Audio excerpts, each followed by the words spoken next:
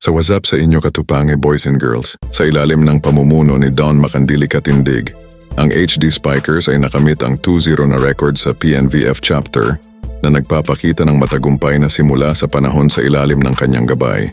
Tinatanggap niya ang kanyang papel bilang isang pinuno para sa Signal.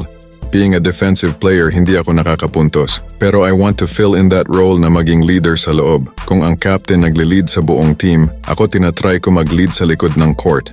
Ang desisyon ni Dawn na sumali sa koponan ay pinapagana ng kanyang pagnanasa para sa personal na paglago.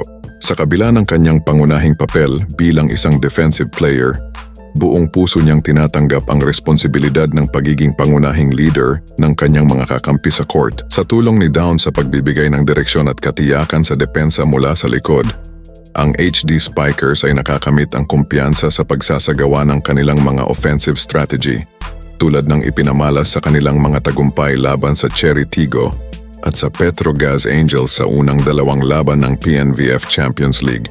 Pinupuri ni Coach Shaq De Los Santos ang presensya ni Dawn sa court. Binibigyang diin ang kanyang karanasan sa pagiging kampeon, kahusayan at mga katangiang pangunguna na lubhang nakakatulong sa koponan.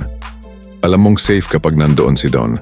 Siyempre, champion player, maturity and leadership nasa kanya lahat yun kaya sobrang laking impact niya sa amin.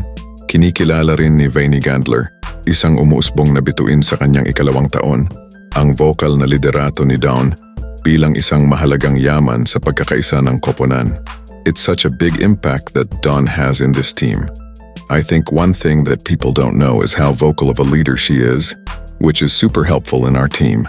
Higit pa sa kanyang individual na paglago, ipinapahayag ni Dawn ang pasasalamat sa pagtanggap sa kanya ng kanyang bagong koponan na nagpaparamdam sa kanya ng kapanatagan at tahanan sa Signal. Sobrang saya ko sa team na nilipatan ko. Hindi ako naninibago kaya talagang comfortably ako gumalaw sa loob ng court. Pahayag ni Dawn.